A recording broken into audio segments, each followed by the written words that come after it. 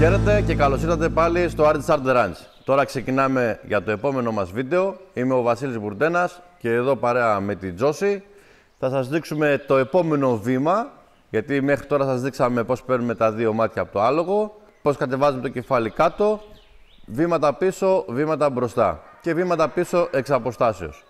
Τώρα το επόμενό μας βήμα που θα κάνουμε παρέα εδώ με την Τζόση είναι να σας δείξουμε πώς κάνουμε ευαισθητοποίηση και απευαισθητοποίηση. Στα προηγούμενα βίντεο είχαμε πει ότι τα εργαλεία τα οποία χρησιμοποιούμε είναι το εκπαιδευτικό καπίστρι, το σκοινί και η εκπαιδευτική ράβδος ή μαστίγιο ή καλαμάκι. Στην ευαισθητοποίηση-απευαισθητοποίηση θέλουμε το άλογο να αρχίζει να αισθάνεται οικία με διάφορα είτε εργαλεία, είτε θορύβους, είτε κινήσεις τις οποίες θα συναντήσουμε έξω. Στην εκπαίδευση έχουμε τα εργαλεία μας. Οπότε τα πρώτα πράγματα τα οποία θέλουμε να συνηθίσει το άλογο είναι να μην φοβάται τα εργαλεία μας. Και γι' αυτό θα ξεκινήσουμε πρώτα με το σκοινί και όχι με το μαστίγιο.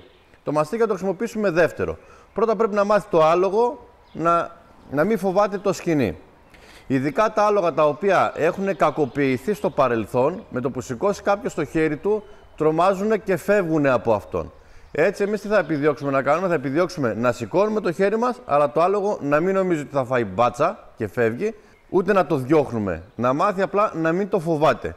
Αυτή είναι η απευαισθητοποίηση. Η ευαισθητοποίηση είναι να κουνάμε το χέρι μας και να φεύγει. Οπότε πρέπει να ξεκαθαρίσουμε στο άλογο πότε να του λέμε φύγει από κοντά μου ή πότε μπράβο, καλό αλογάκης. Ξεκινάμε πρώτα με το σκοινί. Και όπως έχουμε πει, έχουμε δύο άλογα. Έχουμε το δεξί άλογο και έχουμε και το αριστερό άλογο. Γι' αυτό όταν ξεκινάμε την πρώτη φορά να δείχνουμε στο άλογο τα εργαλεία μας, να ξεκινάμε την απευαισθητοποίηση, κάνουμε κομμάτι-κομμάτι του αλόγου, δηλαδή πρώτα τη μία πλευρά και μετά θα πάμε να κάνουμε και την άλλη. Το σκοινί δεν έχει κάποιον θόρυβο, κάποιον ήχο και γι' αυτό πολλές φορές θα δίνουμε πρώτα να τα μυρίσουν για να έχουν μια εξοικείωση ότι αυτό δεν θα με φάει. Και ξεκινάμε σιγά σιγά και κουνάμε το σκοινί. Ωραία. Εάν δούμε ότι το άλογο τρομάζει καθώς κουνάμε το σκοινί, δεν σταματάμε. Θα κουνάμε το σκοινί μέχρι το άλογο να μας δείξει ένα σημάδι χαλάρωσης. Μόλις χαλαρώσει το άλογο, σταματάμε και του χαϊδεύουμε με το εργαλείο το οποίο κάνουμε απευαισθητοποίηση και λέμε μπράβο. Ωραία. Και θα το κάνετε αυτό 3 φορές. Μόλις αυτό το άλογο το μάθει, θα πάτε και από την άλλη πλευρά του αλόγου. Για να σας δείξω εγώ τώρα πώς θα πάμε και από την άλλη πλευρά. Κανονικά θα πήγαινα από μπροστά της και θα άλλαζα πλευρά, αλλά για να μην το χαλάσουμε στο βίντεο και να καταλαβαίνετε πώς θα το κάνουμε, θα τη γυρίσω εγώ να είναι προς την αυτή τη μεριά.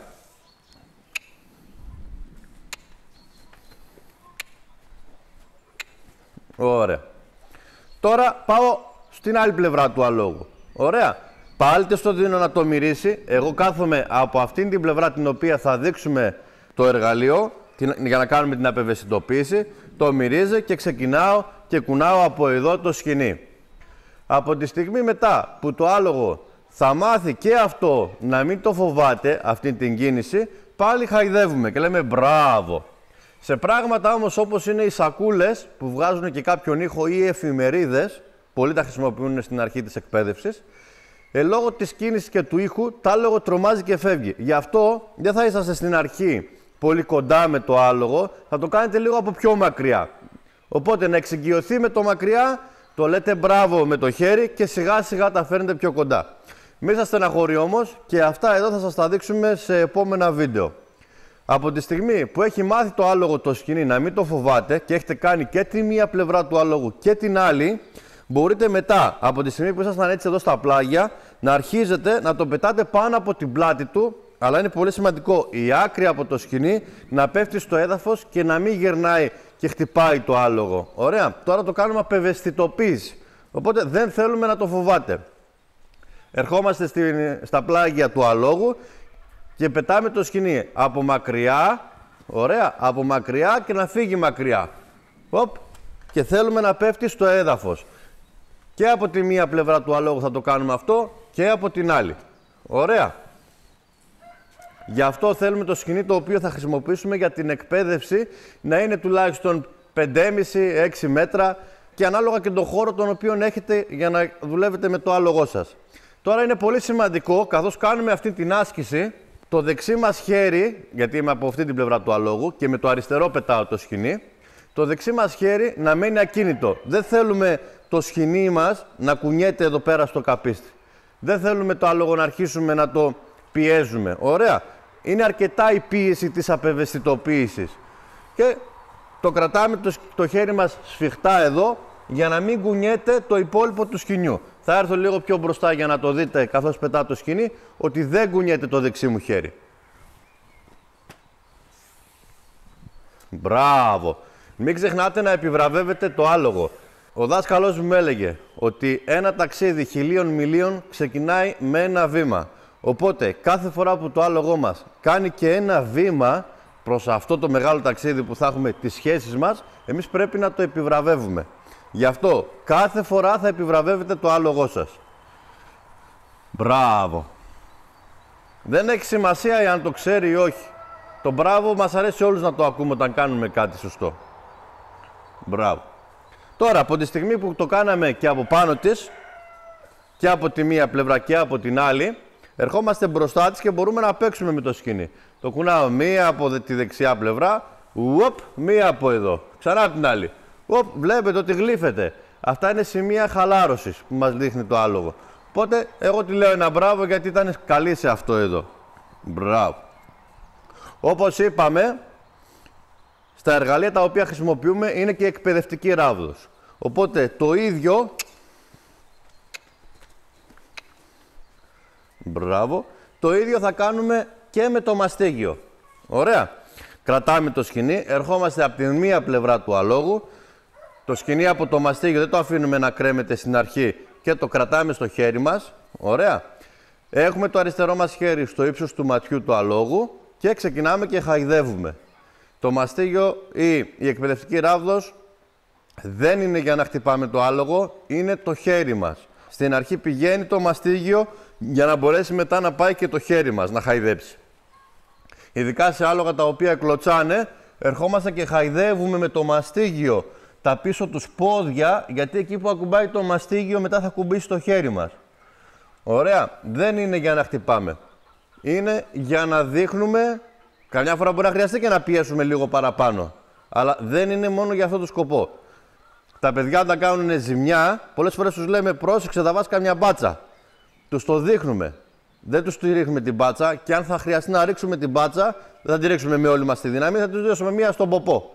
Έτσι είναι και με το άλογο. Πολλές φορές τους το δείχνουμε και τους λέμε πρόσεχε, σε προειδοποίησα. Και καμιά φορά χρειάζεται λίγο παραπάνω να πιέσουμε. Ωραία. Τώρα όμως πάμε πίσω στην απευαισθητοποίηση. Να μην το φοβάτε. Πάλι ξεκινάμε μία πλευρά του αλόγου. Πρώτα θα κάνουμε αυτήν την πλευρά του αλόγου και μετά θα πάμε να κάνουμε την άλλη. Ωραία. Ξεκινάμε και χαϊδεύουμε όλο το άλογο με το μαστίγιο. Από τη στιγμή που το χαϊδεύουμε παντού, μετά ξεκινάμε από μακριά, όχι κατευθείαν κοντά του, από μακριά να το κουνάμε. Τα άλογα τα οποία έχουν κακοποιηθεί, με το που σηκώσει κάποιος το μαστίγιο εξαφανίζονται. Ωραία. Οπότε πολύ εύκολα θα καταλάβουμε άμα ένα άλογο έχει κακοποιηθεί όταν μας το φέρουν για εκπαίδευση. Άσχετα που ο ιδιοκτήτης μπορεί να πει ότι δεν το έχουμε χτυπήσει. Μπορεί ένας πιο προηγούμενος ιδιοκτήτης. Ωραία. Ξεκινάμε από μακριά. Καθώς βλέπουμε ότι το άλογο δεν αντιδράει από μακριά, ξεκινάμε και το φέρουμε πιο κοντά. Πιο κοντά, ώστε μέχρι στο σημείο το οποίο να δείχνει το άλογο μια χαλάρωση. Μόλις χαλαρώσει το άλογο, του λέμε πάλι μπράβο και χαϊδεύουμε με το μαστίγιο.